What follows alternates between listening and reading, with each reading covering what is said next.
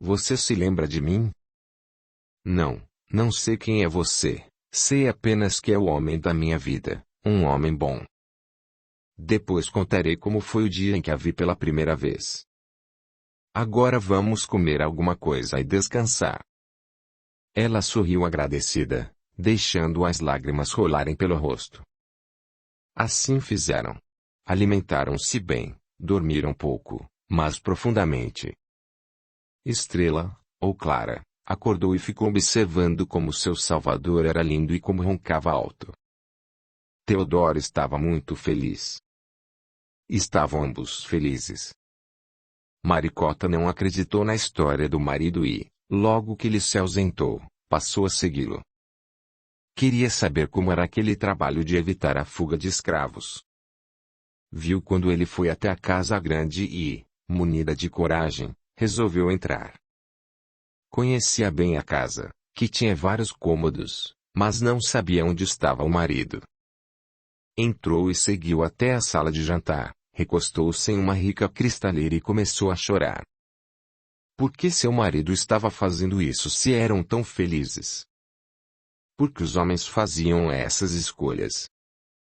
Escutou vozes na varanda localizada nos fundos da casa. Aproximou-se um pouco mais e viu o marido de costas conversando com uma mulher que, pela penumbra, não podia ser reconhecida, mas estavam como dois enamorados. Escutou passos no corredor e recuou para não ser vista. Poderiam ser as serviçais ou a fazendeira. Maricota viu em cima da mesa alguns talheres de prata e duas facas grandes.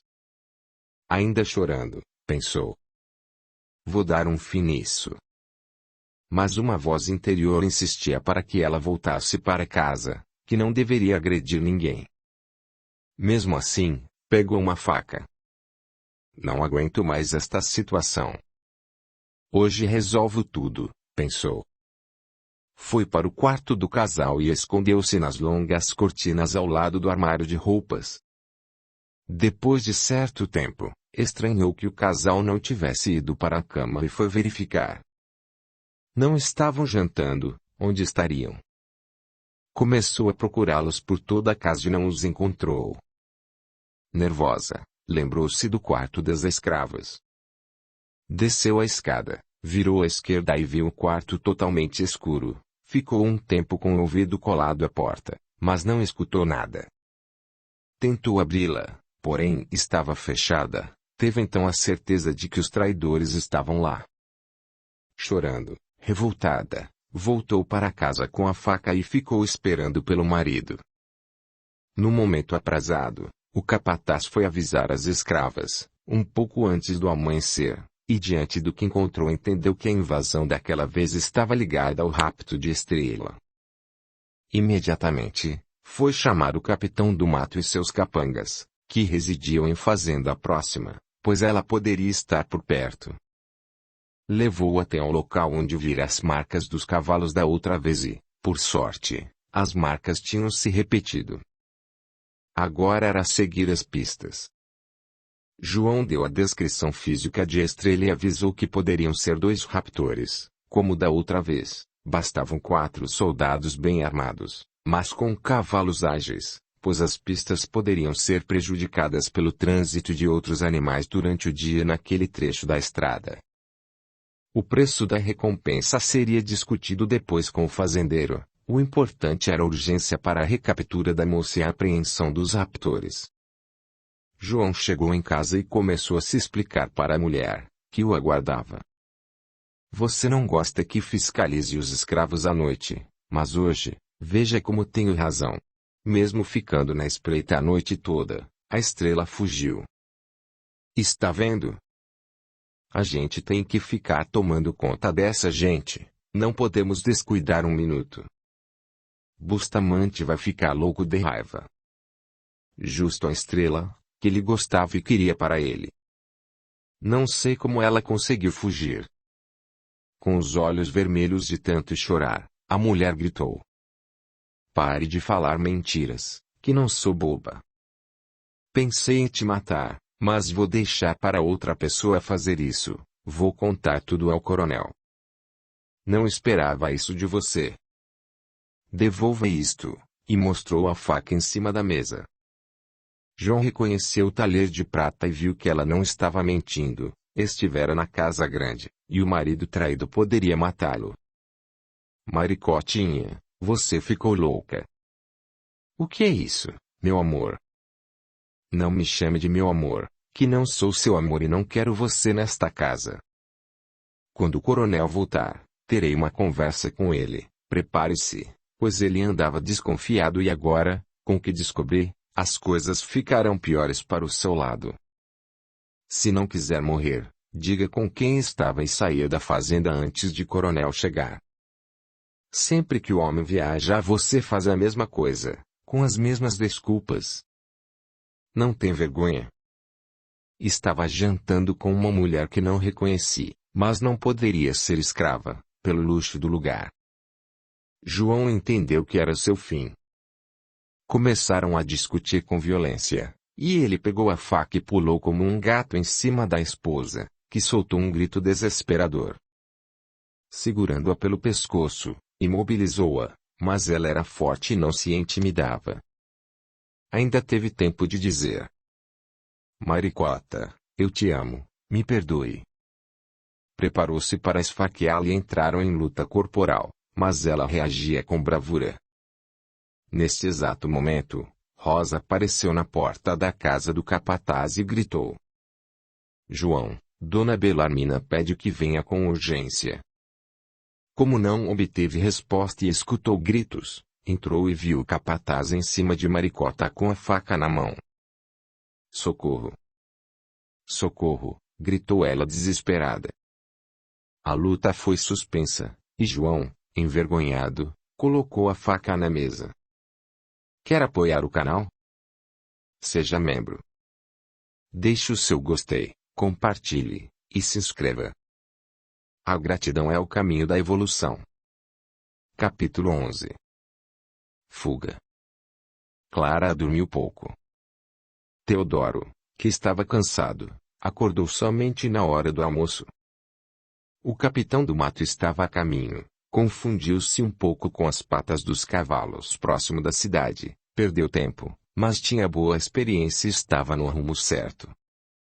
Teodoro arrumou-se sem pressa, contudo, não sabia que havia um grupo de homens se aproximando para apanhá-los. Deu as roupas novas para Clara e saíram ao encontro de Joaquim. Imediatamente após, chegaram o capitão e seus capangas, mas a cabana estava vazia. Examinaram-na externamente com cuidado e forçaram a porta. Sem dificuldades, entraram. A primeira peça encontrada foi o vestido da moça, que o capitão reconheceu como roupa de escravo, porém ficou preocupado, pois encontrou também uma camisa da Guarda Real Militar, e não era bom arrumar problemas com essa gente, pensou. No entanto, continuaria as buscas pela recompensa, que sempre era boa. Saíram para se alimentar em um botequim próximo, mas ficaram de olho nos arredores. Teodoro levou Clara para sua casa na cidade e, feliz, apresentou ao amigo Joaquim, com tudo preparado para se encontrarem com o padre a fim de cuidarem da documentação. Com roupas novas, Joaquim a observou melhor e disse que ela era elegante, bonita e tinha um olhar inteligente. Pela primeira vez na vida ela usava aquele tipo de roupa, e gostou do tratamento recebido. Chegando à paróquia distante, o padre, depois das saudações entre amigos, lavrou a carta de alforria em livro próprio, que seria o documento oficial de Clara, apresentando Teodoro de Alencar, engenheiro da Real Academia Militar, como proprietário legítimo da jovem. E, por sugestão do religioso, que sabia a realidade dos fatos, registraram-na como tendo nascido em 16 de julho de 1805. No Rio de Janeiro, capital do Império, alforriada pelos bons serviços prestados, na presença de Joaquim de Melo, engenheiro da Real Academia Militar, seu padrinho ocular, e batizada nesta data com o nome de Clara de Assis. O documento foi lavrado à mão com pena e tinta, contendo a assinatura de todos os presentes. Ficou secando durante alguns minutos, pois não podia conter borrões, rasuras ou ressalvas. deveria ser apresentado sempre que requisitado. O padre conhecia os fatos e deu declaração falsa, mas com naturalidade. Emocionado por ter libertado mais uma alma, dizia que escravizar não era comportamento cristão, era um erro grave que se cometia contra Jesus. Clara chorou muito pela surpresa da sua libertação, pelo documento que assegurava a sua liberdade perante os homens, pela bondade desses benfeitores que haviam caído do céu em sua vida. Mais uma vez, pediu pela sua querida mamãe. Eles se propuseram a procurá-la, mas de que maneira? Não havia por onde iniciar as buscas. Como a cabana não era confortável, decidiram ficar na cidade e pernoitar na casa de Teodoro, que ficava na Rua do Engenho, no Rio. Joaquim, o grande amigo, foi convidado a ficar com eles e aceitou, porque queria conhecer melhor a mulher que conquistara seu companheiro de farda. À noite, passearam pelas ruas de Copacabana e despertaram a atenção dos passantes. 2 moços brancos com uma negra. Teodoro ia descrevendo a capital do império com toda a sua beleza e natureza empolgante, como se fosse um guia turístico. Depois de uma vida de muitos sofrimentos, amenizados um pouco pela amizade sincera de Rosa e Margarida, ela estava deslumbrada com a visão da cidade e entendia os comentários jocosos, as brincadeiras, seus olhos brilhavam de felicidade. Estava começando a se namorar de Teodoro. Disseram que não poderiam levá-la para ouvir música na corte. Negros só entravam com autorização do delegado do posto policial, o que era difícil. Dom João era apaixonado por música e investia em um corpo de artistas com mais de 50 cantores. Trouxera em 1811 o famoso compositor e maestro português, Marcos Antônio da Fonseca a Portugal, que compôs inúmeras peças famosas, inesquecíveis. Os concertos eram realizados na Capela Real, no recém-inaugurado Teatro São João, com 112 camarotes e 1.020 pessoas na plateia. A cidade respirava a realeza, o que a motivou a ampliar-se até São Cristóvão, onde estava localizado o majestoso palácio que Dom João ganhara de um grande traficante de escravos em 1808, quando havia chegado ao Rio. Explicaram a ela que, infelizmente, o comércio de cativos rendia muito dinheiro, e que toda a riqueza do Brasil se devia à exploração dos escravos, que os judeus, negros e muçulmanos eram considerados pelos padres católicos raças impuras. Informaram também, para surpresa dela, que o catolicismo não era uma religião cristã, porque não fazia nada do que Jesus tinha ensinado. Prometeram que contratariam alguém para ensiná-la a ler e escrever. Emocionada, a jovem recordou-se mais uma vez de Rosa, a primeira pessoa que a acolhera, culta e inteligente. Sentia a falta da amiga e emocionou-se mais uma vez. Teodoro, carinhosamente, colocou o braço por cima de seus ombros perfeitos, e Joaquim, sorridente, fez o mesmo. Os 3 caminhavam grudados, como amigos que se amam. Clara tinha quase a mesma altura dos seus novos protetores, era bem constituída fisicamente, tendo um porte elegante, traços finos e belos olhos. Eles estavam vestidos com a farda do Real Corpo de Engenheiros da Guarda Militar, vestimenta utilizada em Portugal e nas colônias, abraçados a uma negra, igualmente linda em um rico vestido branco. Era a primeira vez na vida que usava sapatos, que tinham sido adquiridos naquele mesmo dia na Rua do Ouvidor. O Rio de Janeiro era moderno, uma vitrine das novidades que aconteciam no Brasil, influenciado por costumes franceses, pela vida europeia. Os 3 eram vistos pelos passantes com simpatia e perfeita aceitação. Nisso, Dr. Libório, catedrático da escola militar, reconheceu seus 2 alunos, aproximou-se sorridente e bateram continência, que é a saudação militar, uma das formas mais antigas e elevadas de respeito a camaradas e superiores. Curioso, ele perguntou: "Quem é a moça?" "É Clara, nossa pérola negra", respondeu Teodoro orgulhoso. Todos sorriram, e ele reparou que o sorriso dela era uma obra de arte. A casa era grande, confortável, mas tinha apenas 2 quartos. Joaquim ajeitou-se na sala e começou a ler um livro. Quando se preparavam para deitar, Clara ficou indecisa, pois ainda continuava abraçada ao seu benfeitor e não queria se separar dele. Teodoro explicou carinhosamente que só dormiriam juntos após o casamento. Cada um deveria ficar em um quarto, o que contrariou sua amada, que se sentia atraída por ele. E, sorrindo matreira, perguntou: beijar pode? Sem esperar a resposta do oficial militar, beijou-o apaixonadamente, e depois deu-lhe mais beijos, e outros beijos, acompanhados de beijinhos carinhosos. Audiolivro realizado pelo canal Surya Chand Audiobook. Pela primeira vez na vida ela sentia na alma as emoções do amor. E seu coração disparou quando ele disse fervorosamente: eu te amo, meu amor. Teodoro, por que a gente não aproveitou o padre para fazer nosso casamento quando fez o documento de minha libertação?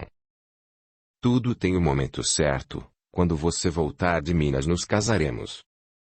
Vou providenciar uma casa maior, e cada um foi para seu quarto, morrendo de vontade de ficarem juntos. Na manhã seguinte, o sol claro do outono destacou a beleza deslumbrante da natureza que os envolvia. Teodoro explicou que aguardavam a confirmação do portador que a levaria para Minas, onde ela daria início aos estudos. Ela não gostou muito da ideia, queria ficar no Rio com ele, mas compreendeu que não era bom por enquanto, deveriam ter cautela até o caso cair no esquecimento e cessarem as buscas.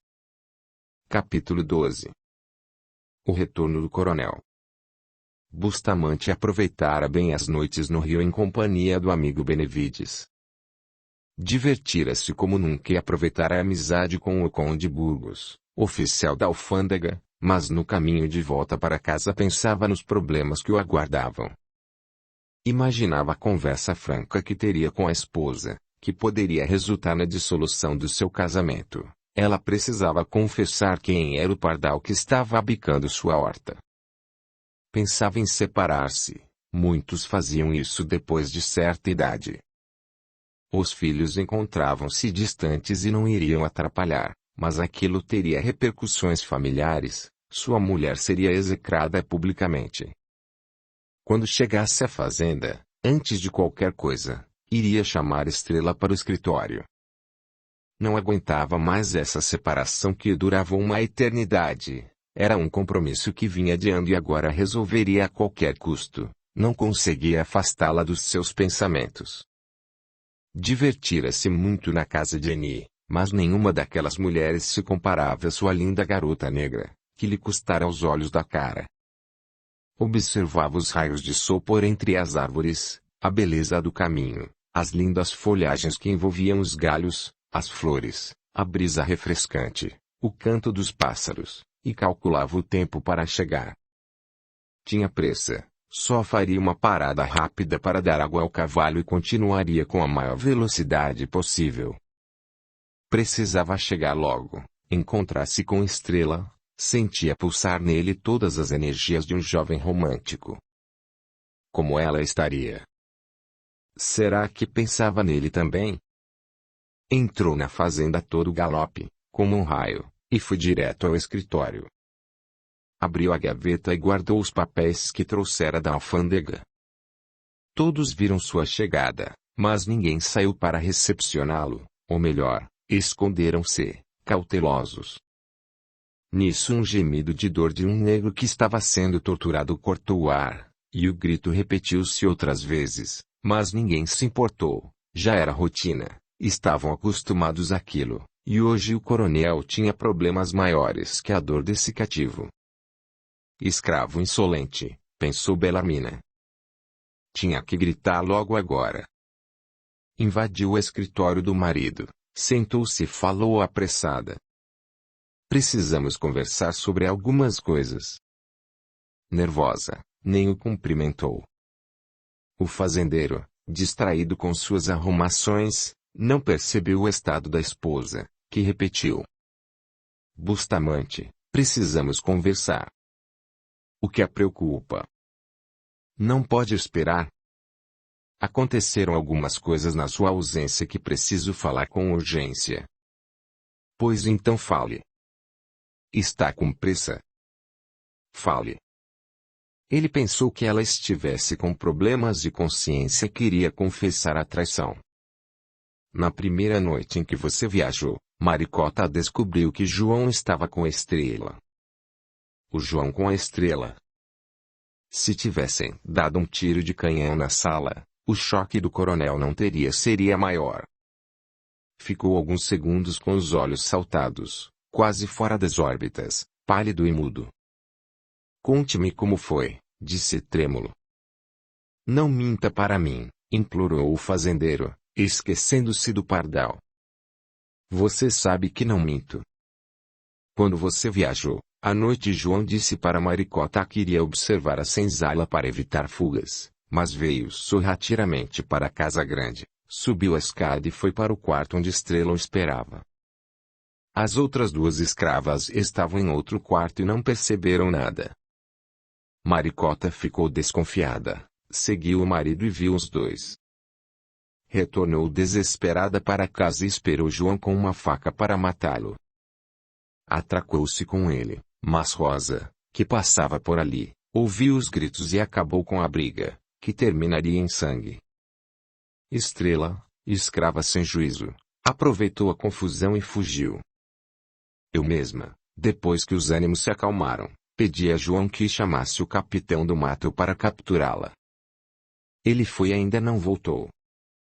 Você precisa estipular a punição para essa escrava quando ela voltar. Quanto a João, acho que se aplica o ditado que você usa. Não tem problema, porque escrava é feita para servir o dono. Maricota já o desculpou e estão bem. Quem julga nesta casa sou eu. João não é dono de Estrela e vai pagar caro pelo que fez. Ele me desrespeitou nossa casa, desrespeitou a mulher dele. Sem vergonha. Mas, meu amor, foi você mesmo quem me ensinou que escrava não é gente, é mercadoria. Estava nervosa porque percebeu que, sem querer, complicara a vida do amante, o pardal. As escravas da senzala estão disponíveis para ele e para quem quiser, nossas escravas, não. Estrela custou muito caro. Até o padre a queria, e eu proibi de chegar perto dela. João sabia disso. Estrela é diferente. O padre a caluniou dizendo que ela tinha parte com o diabo. Mas sabe o que fiz? Prendi o padre numa jaula. Agora, o que farei com quem abusou dela sem minha permissão? Para a traidora, apesar de toda a confusão, era melhor tudo isso do que a verdade. Resolveu concordar com o marido e aceitar suas decisões. Bustamante, o importante é você aplicar a justiça, disse categórica. Então chame o vagabundo sem vergonha, ordenou o fazendeiro. Com Maricota, João e as escravas, ficou combinada aquela história que ela tinha contado. Aquela era a verdade que deveria prevalecer. Caso contrário, haveria 2 ou 3 mortes na fazenda. Maricota sabia que o fazendeiro não perdoaria a seu marido nem a própria esposa, traidores infames. Os dois poderiam receber a pena fatal, e ela ficaria viúva e desamparada na vida. Como amava o marido, resolvera perdoá-lo, pois ele iria morrer. Ele havia lhe implorado perdão, e Maricota resolvera dar-lhe nova chance. A fazendeira mais uma vez reclamou consigo mesma. Meu marido faz o que bem entende e eu não posso fazer o que quero. João entrou cabisbaixo. Tinha os olhos vermelhos e lágrimas no rosto. Belarmina estava morrendo de pena do amante. Pobre coitado, pensava. João, você me traiu, me desrespeitou, desonrou meu lar, abusou da moça, seu canalha. Coronel, sei que errei e peço perdão, mas não abusei da moça. Belarmina se agitou, assustada. Explique-se, traidor sem vergonha. Naquela noite cheguei a entrar no quarto dela, mas não tive nada com Estrela. Senti que estava errando, porque tenho muito respeito pelo senhor, e recuei. Desisti do que ia fazer, e ouvi passos do lado de fora do quarto. Depois vim a saber que era a minha mulher me procurando. Não fiz nada. Juro. Você tocou nela? Não, coronel, não a toquei. Quando ela voltar, o senhor poderá confirmar o que estou falando. E hoje estou arrependido desse ato impensado. Foi uma loucura da qual me arrependo amargamente. Sabe para onde ela fugiu? Não, senhor, mas o capitão do mato ainda não voltou. Vamos aguardar. Então vamos esperar por Gonçalo, e não faça mais isso, berrou o fazendeiro. Vou confirmar com ela se você a tocou. Se estiver mentindo, comece a rezar a partir de agora. Belarmina queria comemorar a conclusão do caso com um grito de alegria, mas não podia. Bustamante pediu que todos se retirassem, menos sua mulher. Sentou-se em sua poltrona e pensou. Isso é comum acontecer, homem é bicho besta, às vezes comete um erro que custa o casamento e a expulsão da fazenda. Foi por pouco. Agora, quanto à estrela, nunca vi mulher tão difícil quanto ela. Essa dificuldade aumenta meu desejo, e fez uma expressão de homem safado, mas resolveu recuperar a seriedade e considerou com brutalidade. Belarmina, o assunto não terminou. Um amigo me pediu que tomasse cuidado, pois tem pardal na minha horta. Isso é verdade? Ela pensou um pouco e respondeu com a categoria de uma grande atriz. Meu amor, desde o momento em que João subiu as escadas e entrou na casa grande, tinha certeza de que esses boatos poderiam surgir, mas acho que agora está tudo resolvido. Então você não está me traindo? Perguntou, demonstrando alegria pela elucidação dos fatos. Ora, meu amor, trair você com um pardal? E riram a beça. Capítulo 13. O capitão do mato.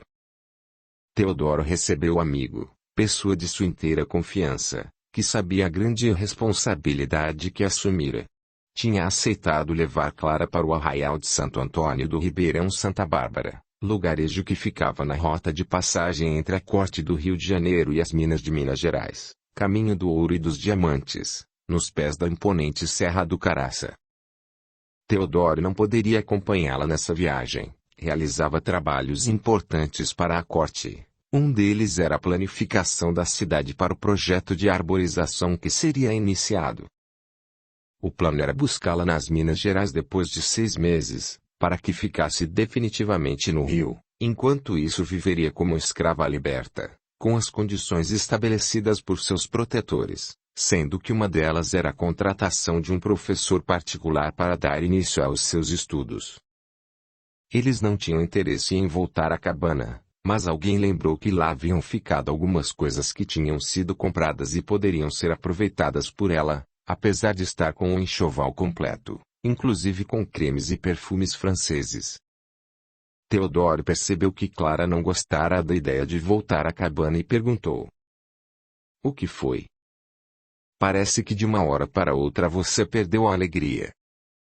Não gostaria de passar por lá. Uma coisa me diz que deveríamos seguir como estamos. Lá é praticamente passagem, seremos rápidos, não se preocupe.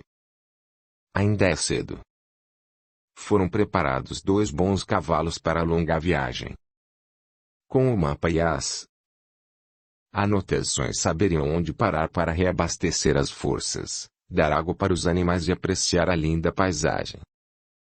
Clara vestia um par de botas de cano longo, uma camisa de algodão grosso com 2 algibeiras e todos os acessórios necessários. Seus amigos queridos iriam acompanhá-la até a saída da cidade. Partiram a galope, a cabana ficava no caminho de saída. Lá chegando, disseram, e Joaquim notou que a porta havia sido forçada. Alguém entrou aqui, a fechadura está quebrada. A cabana ficava em um local afastado. Olharam em volta e nada viram de suspeito. Mas o clima ficou tenso. Examinaram as roupas e os objetos, e nada do que estava ali poderia ser aproveitado, deveriam ter seguido direto. Clara estava impaciente. Os raios de sol despertaram os pássaros, que, em bandos, pareciam entoar lindas canções de despedida.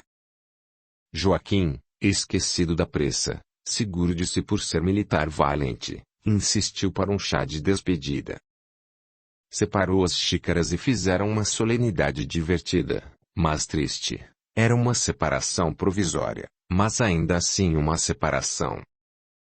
Clara de Assis trazia sua carta de alforria, uma correspondência endereçada ao primo de Teodoro e uma quantia em dinheiro para as despesas com a viagem e sua estada no período combinado. Logo os 4 cavaleiros seguiram em direção à saída da cidade, e seu protetor admirou-se de sua destreza no manejo do animal. Ultrapassada a fronteira da cidade, pararam para novos abraços, lágrimas e votos de felicidade, com promessas de reencontro. Clara seguiu para seu novo destino. Não existe alegria maior que dar liberdade a alguém que está preso injustamente, pensou Teodoro. Gonçalo, temível capitão do mato, e seus capangas estavam de tocaia e viram quando o grupo chegou à cabana. Apesar de não gostar de negros, o capitão não deixou de notar a beleza e elegância da moça, e fez sinal para que seus comparsas mantivessem distância, pois 2 do grupo estavam fardados, o que exigia cuidado redobrado. Cogitaram desistir, pois com proteção militar não teriam a menor chance em recapturá-la. Vamos observar mais um pouco para explicarmos ao coronel, disse o capitão. Depois que todos saíram da cabana em direção à fronteira do estado, Gonçalo, por precaução, esperou desaparecerem na estrada, até ficarem longe do seu campo de visão, e iniciou uma perseguição, seguindo apenas as pistas deixadas pelos cavalos. Após um bom tempo, os 2 militares retornaram pela mesma estrada e cruzaram com o capitão do mato sem desconfiarem de nada, pois não eram os únicos cavaleiros naquela trilha. O caçador de escravos alertou seus 3 comandados. Ela ficou apenas com aquele rapaz. Vamos descobrir qual a direção que tomarão, e imprimiram maior velocidade nos animais. Depois de alguns minutos se aproximaram e viram o casal em acentuado galope rumo a Minas Gerais. Com a experiência do bom caçador, esperou quando a estrada ficou vazia em determinado trecho e, sem testemunhas, fez a abordagem com truculência. Pego de surpresa, o amigo de Teodoro não teve tempo de sacar a arma. Foi agarrado por trás e caiu juntamente com seu agressor. Outro caçador puxou as rédeas de Clara e desviou o cavalo para o mato, derrubando-a entre as folhagens. O rapaz foi imobilizado no pé de uma árvore, mãos e pés amarrados, amordaçado, em um local de difícil acesso, longe da visão dos passantes. Clara não parava de chorar. Foi amarrada, as mãos e os pés, e em seu pescoço colocaram um colar de ferro com 4 pontas, símbolo do escravo fugitivo recapturado. Deixaram-na com as roupas que vestia, mas tiraram suas botas e as jogaram no mato. Ficou descalça como todas as escravas. O cavalo do primo de Teodoro sumiu no mato. Clara foi colocada em seu animal e voltou escoltada por 4 homens violentos. Durante a luta, ela perdera o cesto onde estavam seus documentos e dinheiro. O capitão deu instruções aos companheiros. Vamos voltar pelo mato, beirando o córrego do Ouro, longe da estrada. Se alguém quiser nos achar, será difícil, disse rindo, orgulhoso com o sucesso da empreitada. Como Clara não reagiu, não foi agredida, apenas feriu-se em um dos braços na queda do cavalo. O capitão não tirava os olhos dela. Depois de algumas horas, a primeira parada foi às margens do riacho, onde um dos caçadores pegou água com a cuia e misturou com sal e farinha de mandioca, preparando a refeição costumeira em uma fogueira improvisada. A parte de Clara foi jogada no chão, mas, com as mãos amarradas e o colar de ferro no pescoço, não alcançou o alimento, sob a gargalhada debochada dos que assistiam seu esforço inútil de alcançar o ângulo. Os caçadores não queriam que ela contaminasse a cuia com sua boca de escrava. Durante o trajeto, só tomou água utilizando o próprio cantil, seus algozes só tomavam aguardente. Ao ser conduzida pelos captores pela mata, Clara chorava desesperadamente. Pensava desolada que, quando tudo parecia estar melhorando, acontecera um desastre inimaginável. Pensava em Teodoro, seu amado, lembrava-se da mãe, que poderia estar sofrendo mais do que ela, e soluçava deixando que as lágrimas molhassem seu rosto. No meio de todo aquele sofrimento alguém soprava em seu ouvido que deveria ter fé e confiar em Deus, que tivesse paciência pois tudo passaria, por maiores que fossem as dores. Em uma das noites, Gonçalo ficou analisando sua presa com insistência. Quando seus capangas dormiram, levantou-se sorrateiramente e aproximou-se da moça, que dormia recostada em uma árvore. O colar de ferro com 4 pontas não permitia que ela se deitasse. Inclinou-se e passou a admirar sua beleza, seus traços perfeitos, seu corpo. Devagar, começou a levantar seu vestido, mas ela acordou assustada e gritou: "Não faça isso! Não sou sua escrava, me respeite!" Os capangas acordaram e passaram a rir do capitão, que, com o grito dela, dera um pulo para trás. Por que recuou? Está com medo dela ou do coronel? Você não é homem. Bêbados, zombavam do valente capitão. A moça não tinha como se defender. O capitão a segurou pelo colar e a puxou como se fosse arrancar seu pescoço. Ela deu um grito no mesmo instante em que ele dizia: "Quando você está comigo, quem manda sou eu. Eu sou o seu coronel. Faça o que quero, obedeça, senão arranco sua cabeça. E pare de gritar. Não se aproxime. Não permito que me toque. Prepare-se para enfrentar o coronel Bustamante, seu covarde. Você vai prestar contas ao coronel." Lutava como podia, contorcendo-se, enquanto ele tentava tirar sua roupa à força. Com raiva da reação dela, deu-lhe violento soco no rosto, que a jogou de súbito para trás. Devido ao declive do terreno, ela rolou para o lado de alguns arbustos, mas não tinha como evitar o ataque infame. Ele era um homem forte, treinado para lutar com escravos e abusar das mulheres. Sob efeito da aguardente, Gonçalo não desistiu. Avançou em sua direção, mas desequilibrou-se e caiu de joelhos em cima de uma cobra. Foi picado na coxa e gritou alto, sentindo terrível dor. Sem conseguir levantar-se, ficou de joelhos com as 2 mãos no local do ferimento. "Olha o que você fez", disse desesperado. "Olha o que você fez. Socorro." Depois de alguns instantes perdeu a visão e estendeu as mãos para a frente, como se impedisse a aproximação de alguém, enquanto gritava: "Você está me matando. Você está me matando", e caiu morto, tal a violência do veneno da serpente. Os capangas que assistiam à cena viram quando ele tombou sem vida. Aproximaram-se e constataram que o capitão Gonçalo estava com os olhos esbugalhados, o rosto deformado, iluminado com a luz da lua, parecia um horrendo fantasma. Apavorados, os 3 saíram correndo em direção aos cavalos, achando que aquilo fora obra do demônio, que, com a ajuda do diabo, ela tinha matado o capitão, e fugiram em desabalada carreira. Clara não tinha entendido nada do que acontecera. Rastejando, aproximou-se do capitão, que estava imóvel, e viu uma cobra enrolada em seu pescoço. Só então compreendeu que ele estava morto. Com dificuldade tirou da cintura do cadáver uma pequena espada e, com muito esforço, começou a cortar as amarras dos pés e das mãos. Só não encontrou as chaves para abrir o colar. Estava enfraquecida por alimentar-se mal, mas encontrou forças para apoiar-se no estribo e erguer-se sobre o cavalo. Sentiu tonturas, o mundo parecia girar à sua volta. Inclinou-se sobre o pescoço do animal para não cair, abraçou-o e começou a andar vagarosamente sem destino. Questão 495.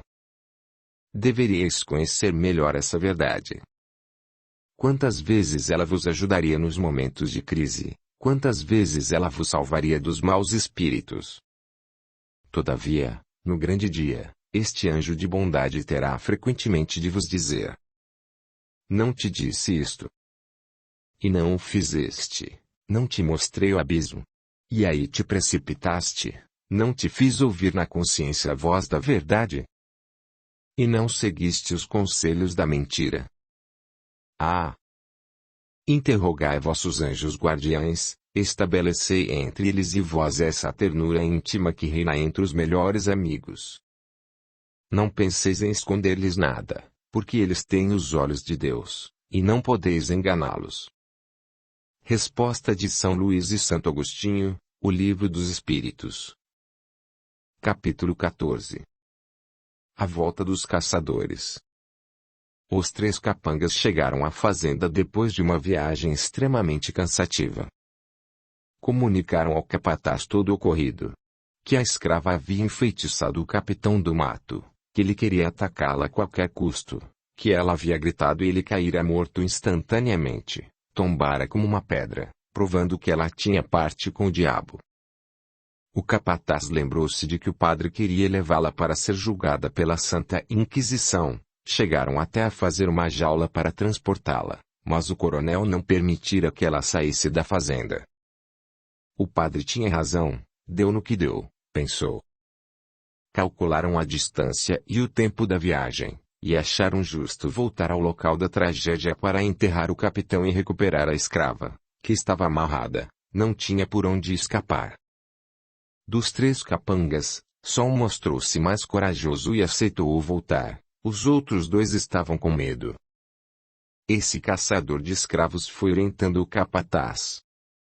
Chegando ao local fatídico, encontraram o corpo do capitão, mas nem sinal da escrava. Trataram de enterrar o defunto ao lado do riacho, no pé da serra, em um local denominado Boca do Bode, constatando pessoalmente o efeito que o demônio causara no homem. Eram testemunhas oculares do processo de bruxaria.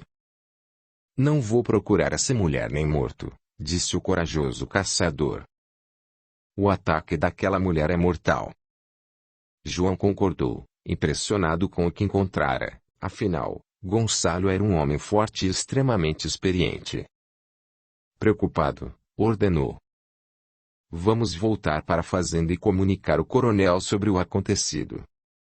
O primo de Teodoro foi encontrado logo depois, sem água e sem comida, graças ao cavalo localizado na estrada por alguns viajantes.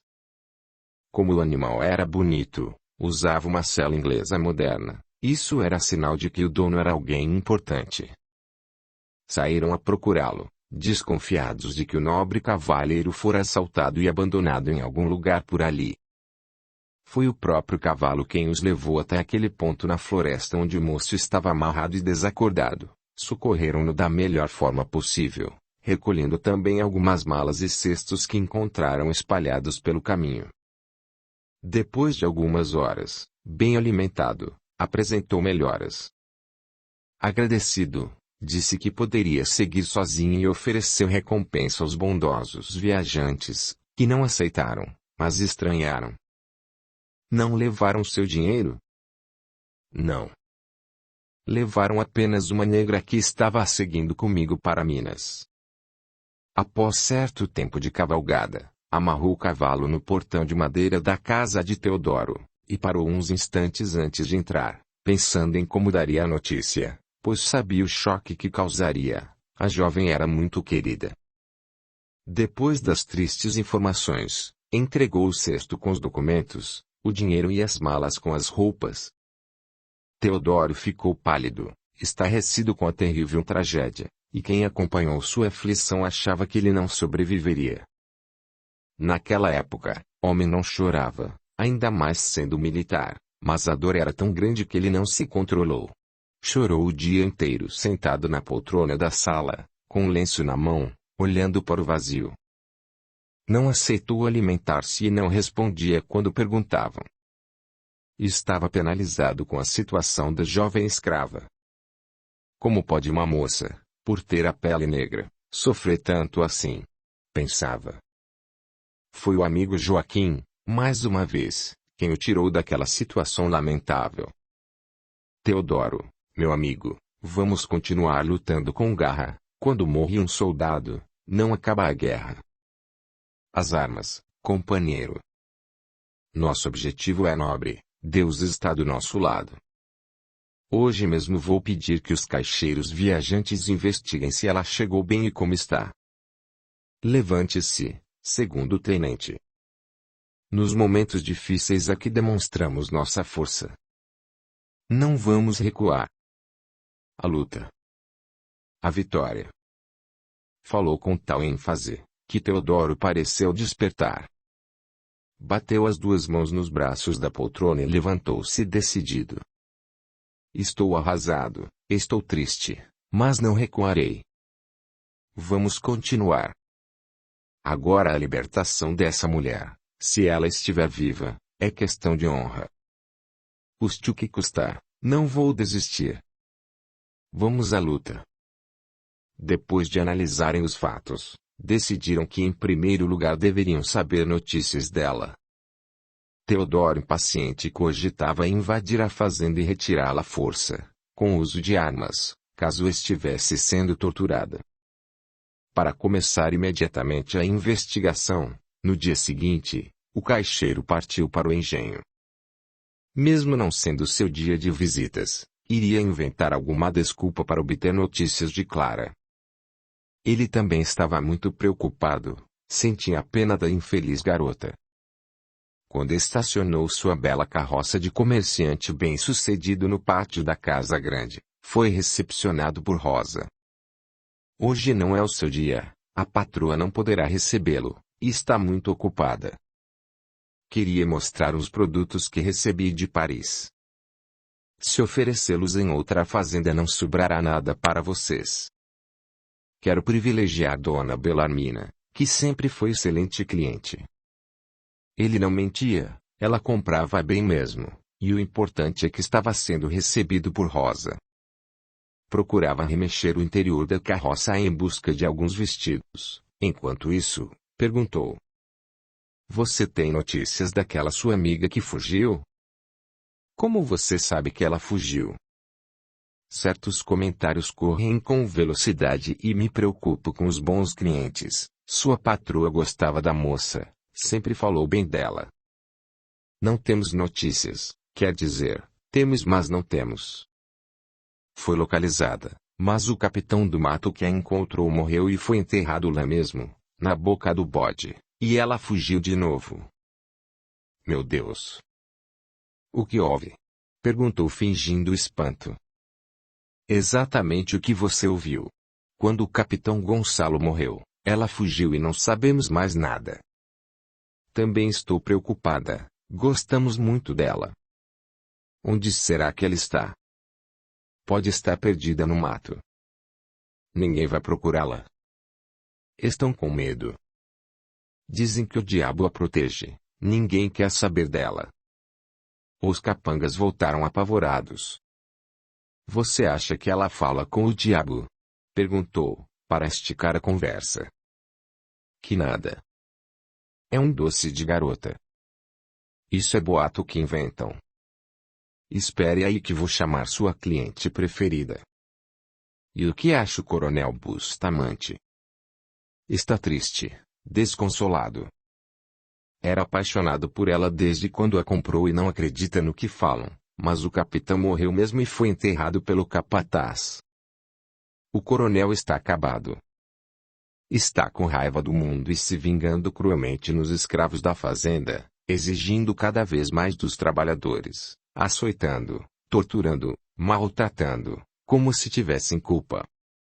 Anda dizendo que por onde passa percebe que estão rindo dele, mas ninguém faria isso. Só que lhe ouve os risos. Isso é preocupante. Ele precisa se acalmar e respeitar os trabalhadores. Escravo não ganha pelo que produz e ainda apanha. Fique quieto. Se alguém ouve isso, você não entra mais nesta fazenda. Audiolivro realizado pelo canal Surya Chand Audiobook. O caixeiro conseguiu as informações que buscava e ainda vendeu 2 lindos vestidos para Belamina, que ficou feliz com as compras. Diante da desumanidade com os cativos no engenho e da vontade de estrear os vestidos em boa companhia, insistiu para que o marido fosse a Copacabana a encontrar-se com os amigos, mudar de ares, distrair-se, acalmar-se. A escrava seria encontrada a qualquer momento, disse-lhe. Bustamante reconheceu que estava totalmente descontrolado e aqueceu de bom grado.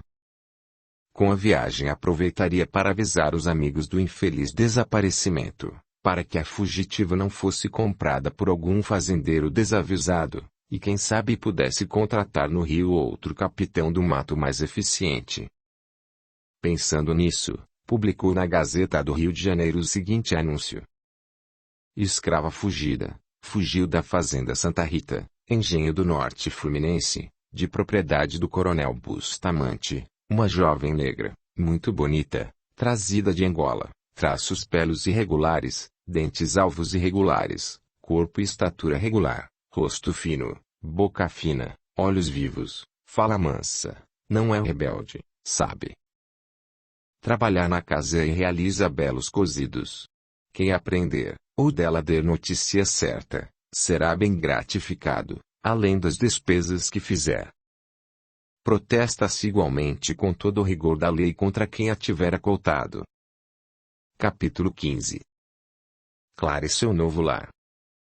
O cavalo ia carregando com cuidado sua amazona, parecia entender sua saúde frágil e não avançava no galope, pisando com cuidado para que Clara, inconsciente, não escorregasse da sela.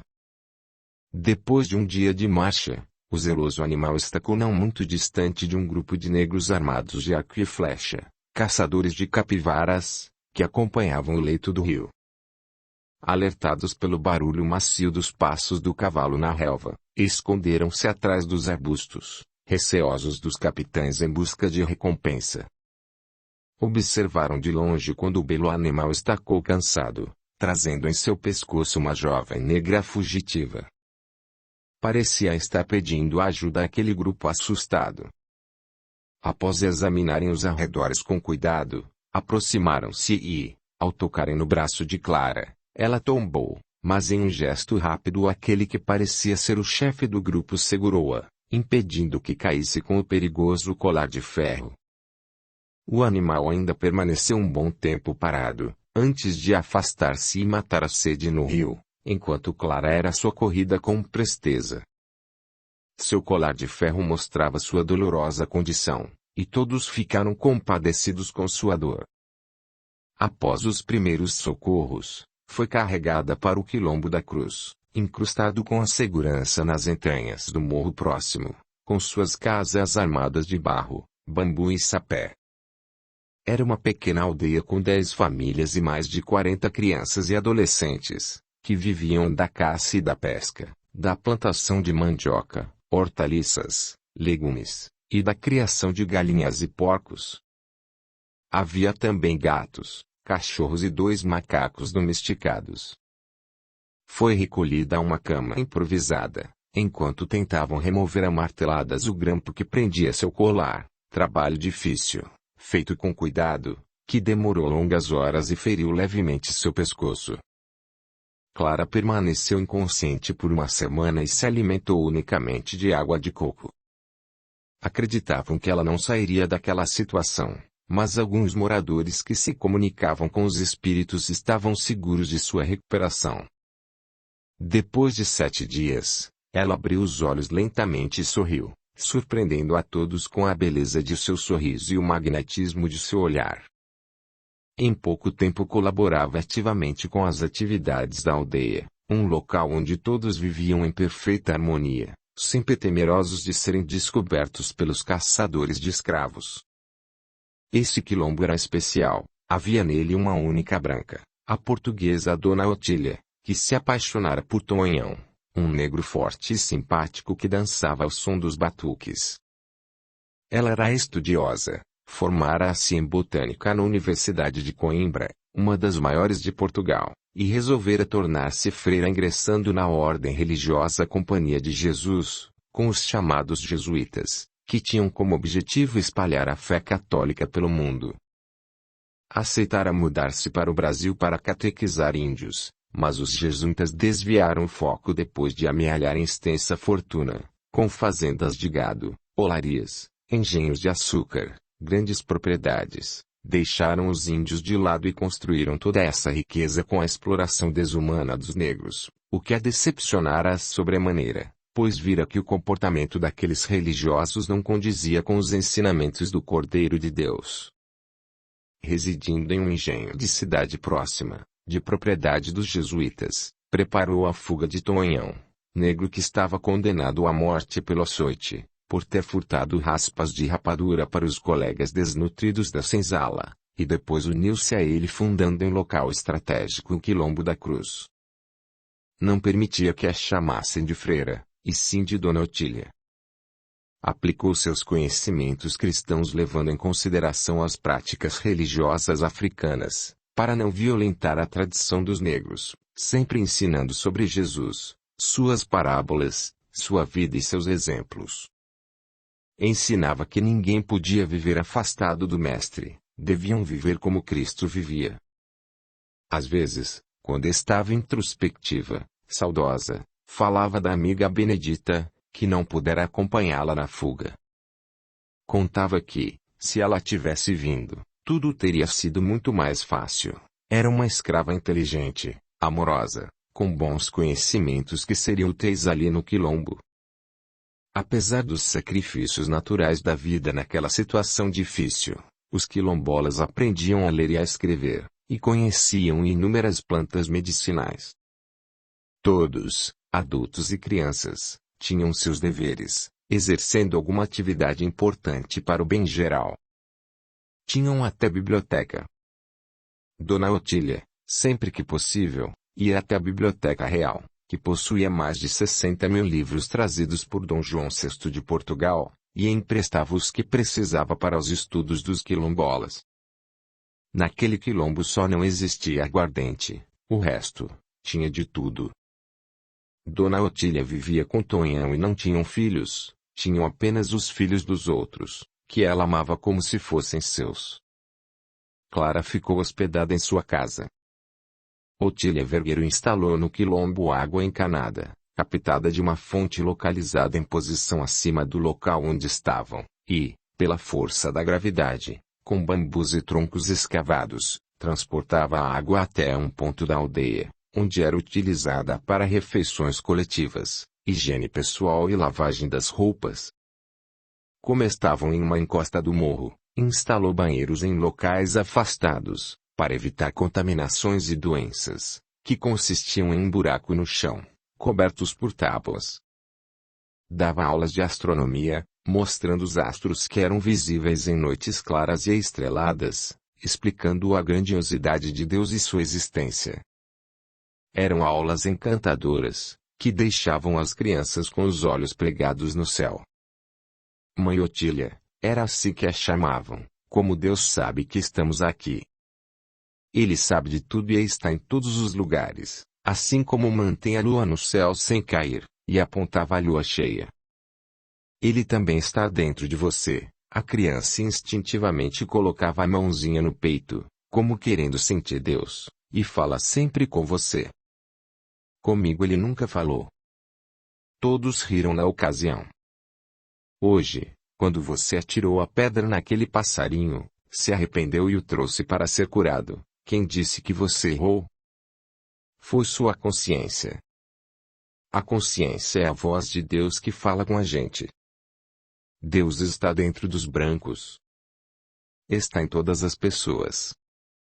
Então por que são maus?